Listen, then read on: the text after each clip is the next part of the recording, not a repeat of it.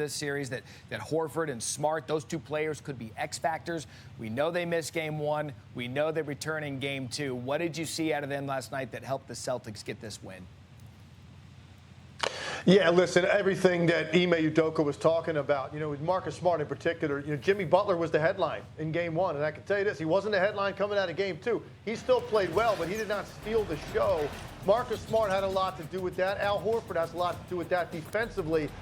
They're just physical. They're constantly in the way, and they disrupt. And I just thought Marcus Smart was a guy that when you add in the shot making, and this is why I call him the biggest X factor in the Eastern Conference, because he has the capability not only of doing all of those hard hat type things we talk about, he can also give you a 20-point game, which is exactly what he did. So I think the combination of the two, and then Al Horford, he didn't have a monster stat line, but he is so solid and so smart.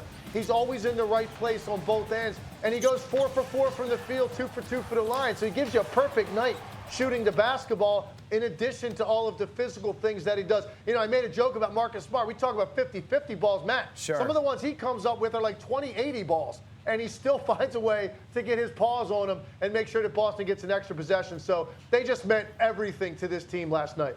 Yeah, you saw the full complement of the players for the Celtics last night. Meanwhile, the Heat, they've only outscored Boston in one quarter in this series. That was in game one. Series shifts to Boston now. How much trouble, based on what we saw last night and kind of their problems scoring against the Celtics, how much trouble is Miami in as the series shifts back to Boston?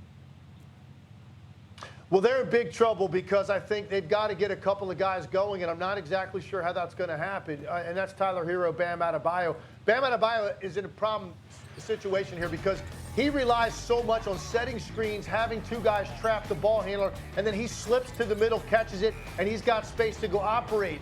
But that's not what Boston's doing. They're switching so many things, and they've got physical wings that can defend him. He's not getting the ball in positions where he can really be successful.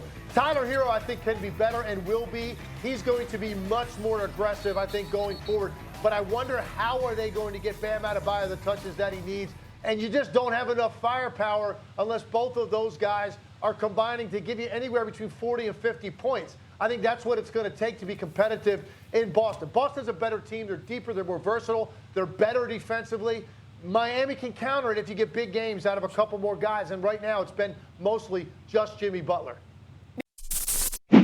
Thanks for watching ESPN on YouTube. For live streaming sports and premium content, subscribe to ESPN Plus right now.